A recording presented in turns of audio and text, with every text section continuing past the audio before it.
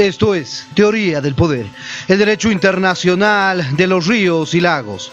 El dominio fluvial es una acepción puramente jurídica, abarca los ríos y otros cursos de agua que corren por el territorio de un estado o de más de uno. De esta descripción geográfica de los ríos dependerá su clasificación en ríos nacionales o ríos internacionales y se encuentran sujetos a regímenes jurídicos diferentes.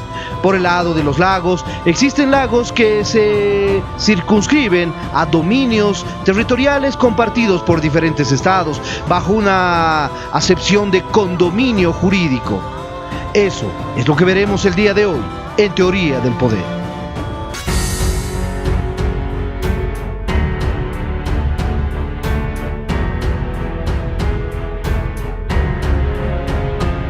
El poder y la libertad, los principios y anhelos humanos que han marcado la historia y marcarán el futuro de la humanidad. Acompáñenos a tratar de entender por qué la humanidad busca tanto el poder y persigue permanentemente la libertad. Veremos.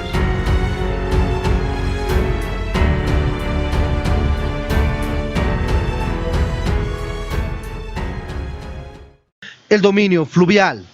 En suma, comprende los ríos y brazos, afluentes, arroyos y todo curso de agua que desde su fuente o entrada hasta donde sus aguas lo dejen corran por el territorio de un estado, separen a dos estados o atraviesen el territorio de más de un estado. Asimismo, los canales que unan los ríos y los puertos, radas, bahías, ensenadas, naturales o artificiales, forman también parte del dominio fluvial. Los ríos, tanto nacionales como internacionales, tienen intereses para el derecho internacional público en los siguientes campos. Primero, la navegación y flotación de maderas. Segundo, uso social. Tercero, doméstico y municipal. Cuarto, uso agrícola y pecuario. Quinto, uso comercial. Sexto, uso industrial. Séptimo, minero y petrolero. Octavo, explotación de recursos naturales. Noveno, uso geopolítico y militar. Décimo, energético, inclusive para la refrigeración de reactores nucleares, generadores térmicos y por supuesto para la generación de energía eléctrica. Sin embargo, asimismo presenta posibles efectos nocivos para la contaminación, las avenidas, la elevación del nivel de las aguas, erosión, sedimentación, aluvión, abulsión o deterioro y cambio de lecho. Eso es lo que está establecido en los diferentes convenios y tratados de protección de los ríos internacionales desde el ámbito de los tratados internacionales bilaterales, así como de los convenios multilaterales. Clasificación de los ríos. La clasificación de los ríos como vías acuáticas que interesan al derecho internacional tiene 4 acepciones generalmente admitidas. A. Ríos nacionales. B. Ríos internacionales. C. Ríos internacionalizados. Y D. Ríos de interés internacional. Primero, los ríos nacionales son aquellos que desde su fuente hasta su desembocadura corren por el territorio de un mismo estado. Podemos ver muchos ejemplos en Argentina, el río Negro, el Colorado, en Brasil el río San Francisco, en Perú el río Rímac, en Bolivia el río La Cajahuira, en Chile el río Maule. 4. Los ríos internacionales son aquellos que separan o atraviesan el territorio de 2 o más estados. La denominación de ríos internacionales fue utilizada por primera vez en los tratados de 1919 y 1920. Antes de eso, años, solía emplearse la denominación de ríos comunes. Los ríos internacionales a su vez pueden ser de curso contiguo o río curso sucesivo. Los ríos internacionales de curso contiguo son conocidos también como ríos divisorios. Separan los territorios de 2 o más estados, sirviéndoles como límites arcifinios internacionales. La delimitación de los ríos internacionales de curso contiguo o divisorio se hace de no mediar tratados que dispongan otra cosa por la línea media del río cuando estos no son navegables y por la línea de vaguada en los navegables. Los ríos internacionales de curso sucesivo se denominan asimismo surcantes o transfronterizos. Son los que atraviesan el territorio de 2 o más estados. Son los ríos que virtualmente cortan los límites internacionales. Cada estado tiene soberanía en la parte del río que cruza su territorio nacional. Aunque pueden existir algunas limitaciones, el uso y aprovechamiento de los ríos internacionales de curso sucesivo, como veremos más adelante. Los ríos internacionalizados son aquellos cuya libertad de navegación en favor de terceros estados ha sido reconocida sin perjuicio de la navegación de los estados ribereños y su derecho exclusivo de la navegación de cabotaje. Dicho reconocimiento se plasma mediante convenios o acuerdos internacionales que casi siempre instituyen como una comisión de administración que garantice esa libertad de navegación por terceros estados. El régimen de navegación preferente es regulado por tratados o convenciones bilaterales o multilaterales. Es el caso de los ríos Danubio, Rin, Elba, Oder, Congo, Níger, Amazonas, Orinoco, Paraná, Uruguay, Paraguay, Río de la Plata, entre otros.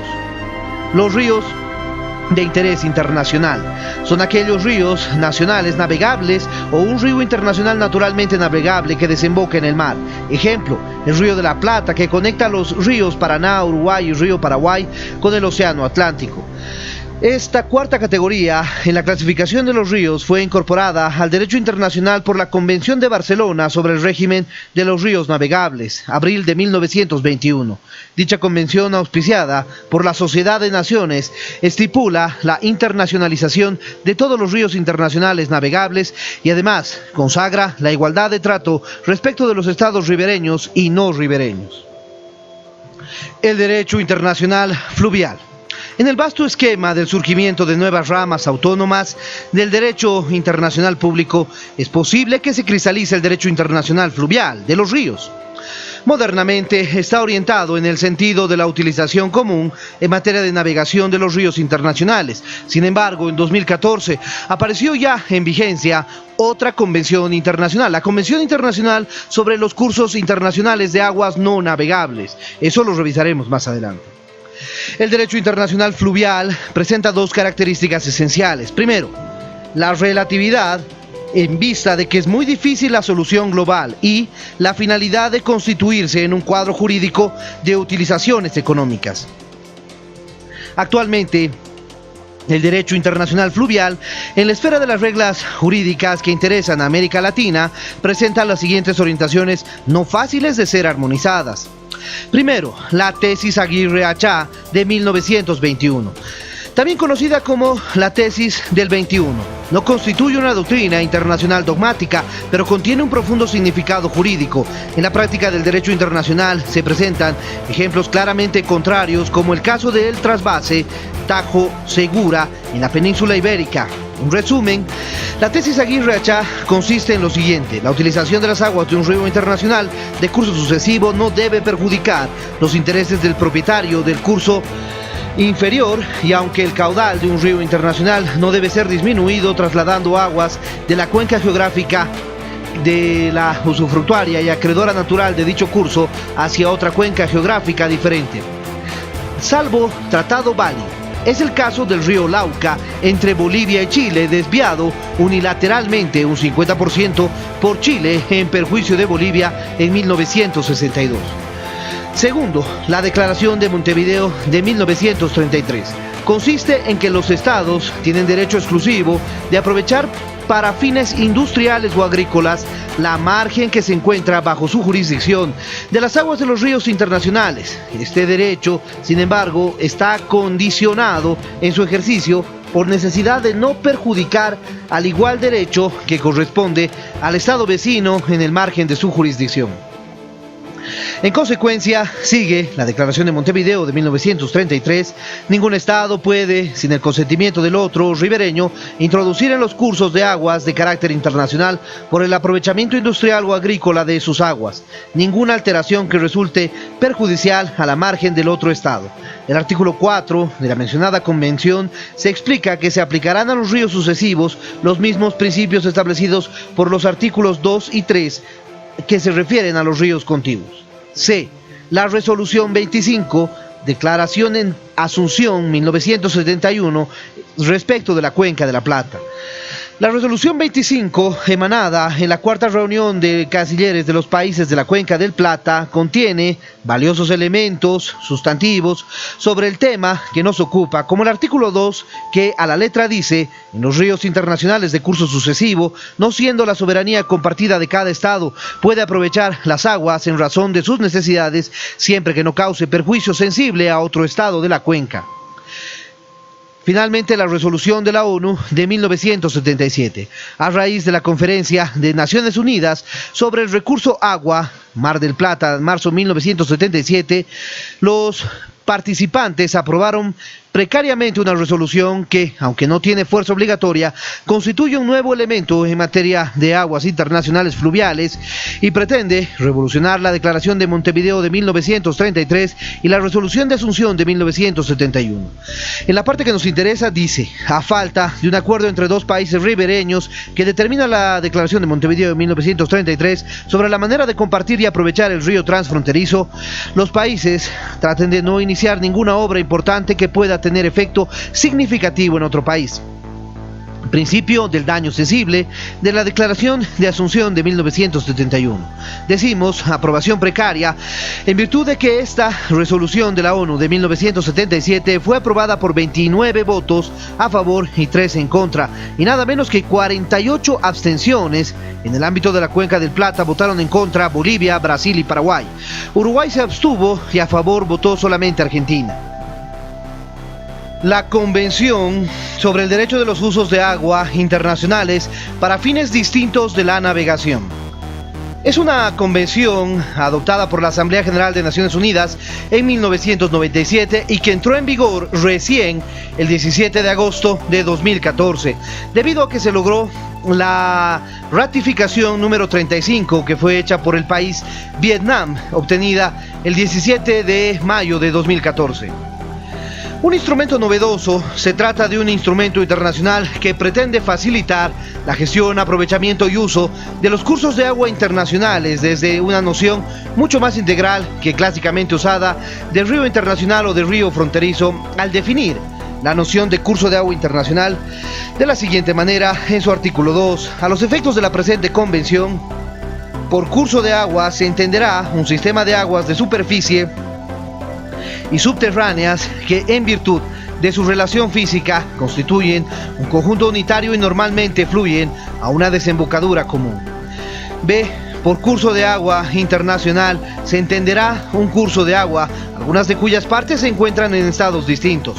Como se puede apreciar, esta definición va más allá que la de caudal de agua contenido en el cauce de un río o de la de superficie lacustre en el caso de un lago, y se entiende y se extiende tanto a las aguas superficiales como a las aguas subterráneas. La Convención establece una serie de principios generales, los artículos 5 al 10, que deben guiar a los estados de un curso de agua internacional en la gestión del aprovechamiento de este, varios de ellos muy similares a los adoptados en la Convención de Helsinki de marzo de 1992.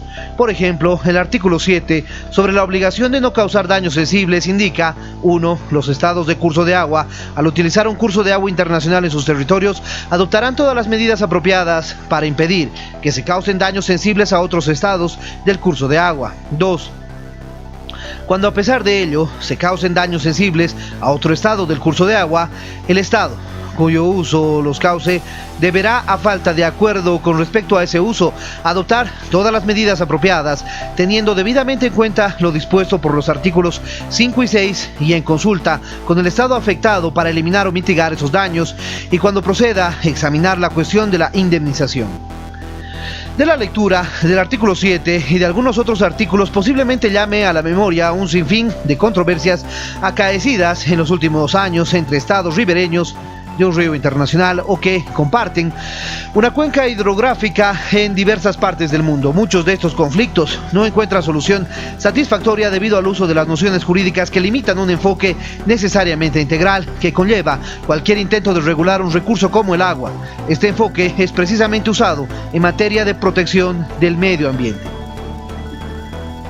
Naturaleza jurídica de los ríos internacionales. Según el internacionalista alemán Berber, habría 4 sistemas diferentes. Primero, el Estado tiene soberanía sobre la parte que se encuentra en su territorio. Segundo, el principio de absoluta integridad territorial. Tercero, el de la gestión de los ríos internacionales por medio de un organismo internacional. Y cuarto, el cuarto sistema es una conciliación de los 2 primeros sistemas supracitados. En general, y actualmente, el régimen jurídico de los ríos internacionales se fija en convenciones o acuerdos concluidos directamente entre los estados interesados que reglamentan su utilización.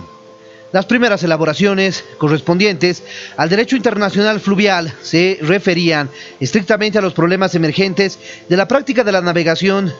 Era una época en la cual no existían otras necesidades u otras utilizaciones de los ríos internacionales.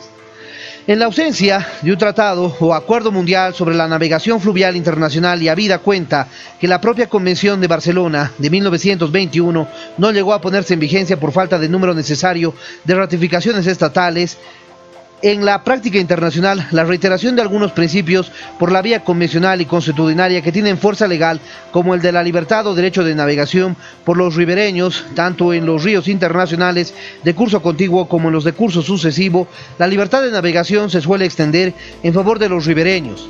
El derecho de navegación de los ribereños se amplía inclusive a los barcos o embarcaciones militares. Es conveniente analizar la posesión en materia de los ríos internacionales de la República Federativa del Brasil, precisamente por la enorme importancia e influencia nacionales que tiene sobre las cuencas amazónica, la del Plata. El Brasil, por una parte, ha defendido la tesis de que la libertad de navegación en los ríos internacionales depende del consentimiento del Estado ribereño. Por otra parte, Brasil sostiene una posición ambivalente, pues defiende su soberanía en el Amazonas y propugna la libre navegación de los ríos de la cuenca del Plata. La explotación de los productos piscícolas pertenece al Estado ribereño sin perjudicar a los estados vecinos que sean ribereños. El aprovechamiento industrial y agrícola de las aguas de los ríos internacionales no presenta un cuadro pacífico, pues están inmersos en él importantes factores de toda índole. El dominio lacustre. El dominio lacustre se circunscribe a lagos y lagunas que obedecen a regímenes jurídicos diferentes según sean exclusivamente nacionales o internacionales, bilaterales o multilaterales. Asimismo, los lagos y lagunas pueden estar conectados con el mar o pueden tener conexiones con ríos internacionales. Por otra parte, pueden pertenecer a una cuenca mediterránea. Habitualmente se clasifican en nacionales e internacionales. Lagos y lagunas nacionales. Los lagos y lagunas nacionales o interiores forman parte inseparable del territorio nacional de un estado, que ejerce a plenitud los atributos de su soberanía. Ejemplo, el Neuchâtel en Suiza, o el Como en Italia, o el Balatón en Hungría, el Popó y las lagunas Rogagagua en Bolivia también. Lagunas y lagos internacionales se encuentran sujetas a partes divisas mediante el empleo de líneas geodésicas claramente establecidas en cartas y mapas protocolizados en instrumentos bilaterales o multilaterales a la soberanía correspondiente de los estados ribereños. Normalmente se encuentran abiertos a la libre navegación comercial y turística. La delimitación fronteriza suele basarse en la línea media en los lagos y lagunas bilaterales, criterio que inclusive en materia de derecho del mar reviste objetividad y realismo, pues determina el mar territorial o el lago o laguna bilateral por la línea media ideal que divide las aguas entre dos riberas opuestas.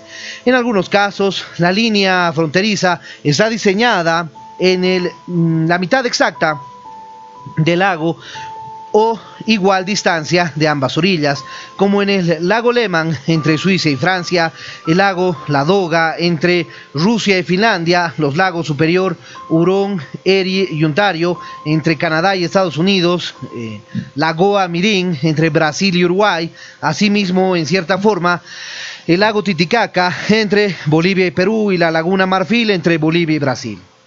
Naturaleza jurídica de las aguas de los lagos internacionales. Ya dijimos que el espejo de las aguas de un lago internacional está delimitado mediante líneas geodésicas. Esta delimitación de la superficie o espejo de un lago internacional tiene efectos multiplicadores, pues señala la columna de agua que pertenece a cada estado, indica el fondo lacustre y el subsuelo lacustre que igualmente pertenecen a cada estado ribereño, y de la misma forma apunta el espacio aéreo nacional de cada estado. Sin embargo, en rarísimos casos se presentan tendencias o teorías, cuando no convenciones o declaraciones aceleradamente concluidas respecto de la naturaleza jurídica de las aguas de un lago internacional, que hacen abstracción de la soberanía o al menos de los derechos soberanos de cada estado interesado.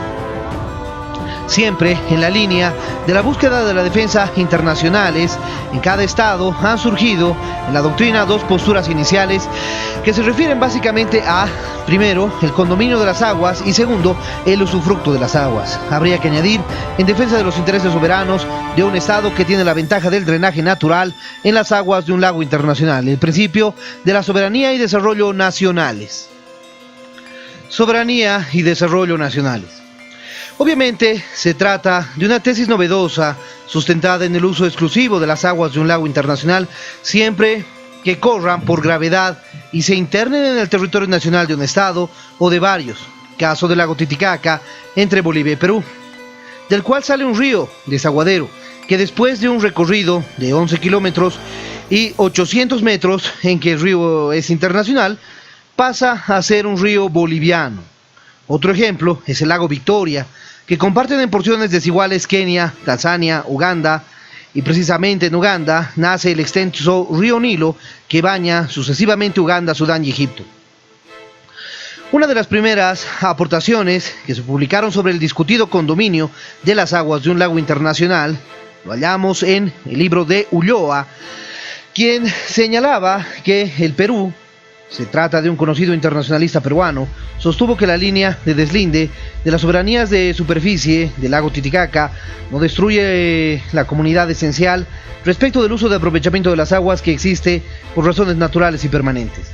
En virtud de esa comunidad, sigue Ulloa, ninguno de los ribereños puede unilateralmente modificar las condiciones hidrológicas de la navegación en el lago en forma de perjudicar los derechos y los intereses de otro estado o de perturbar las condiciones geográficas y geológicas. En materia pesquera, habida cuenta que los peces se mueven constantemente, existe una convención para la explotación de la pesca en el Titicaca, que fuera suscrita en Lima el 17 de julio de 1935. La misma que remarca el concepto de que Bolivia y Perú, respecto de la comunidad de aprovechamiento de las aguas, es posible que comenzara en esa oportunidad la tesis peruana del condominio de las aguas del lago Titicaca, que tiene fuerte dosis geopolítica. En la declaración formulada en aquella época podemos evidenciar diferentes propuestas desde el punto de vista de los tratadistas internacionales. Situaciones similares se dan entre Estados Unidos y Canadá, que pretenden realizar el uso de los lagos, que son grandes y fronterizos, desde un punto de vista del condominio. Evidentemente, desde el punto de vista jurisdiccional, existen líneas imaginarias, líneas de boya incluso, que pasan a lo largo de todos los lagos para determinar el límite de la frontera. Sin embargo, el medio ambiente, el equilibrio ecológico y el derecho medioambiental han dado cuenta de la necesidad e importancia de la atención desde el punto de vista del condominio de las decisiones que resuelven las cuestiones sobre los lagos internacionales. Convenio sobre la protección y utilización de los cursos de agua transfronterizos y de lagos internacionales. Este convenio es un tratado internacional que tiene por objeto reforzar las medidas de ámbito local, nacional y regional destinadas a proteger y asegurar la cantidad y calidad de los recursos hídricos transfronterizos y su uso sostenible. El convenio se aplica a la prevención de los accidentes industriales que puedan tener efectos transfronterizos, incluidos los efectos de accidentes de dicho tipo provocados por desastres naturales, y a las medidas preparatorias y respuestas para hacerles frente, así como a la cooperación internacional en materia de asistencia mutua, investigación y desarrollo, intercambio de información y de tecnología con fines de prevención y preparación y respuesta.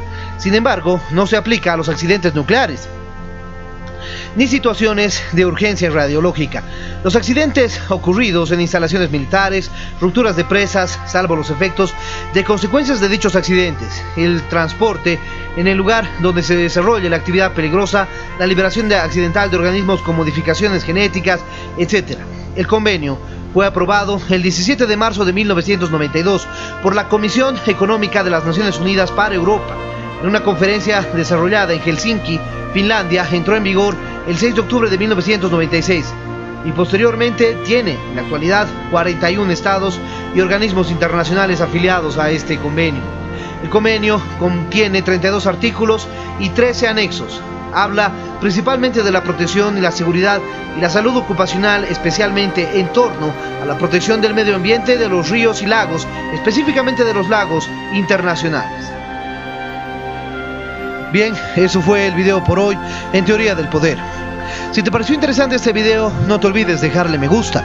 De igual manera, suscríbete al canal y activa la campanita para poder recibir nuestras notificaciones. Déjenos su comentario para poder realizar un debate permanente sobre este tema, y en ese sentido estaremos pronto con un nuevo video aquí en Teoría del Poder.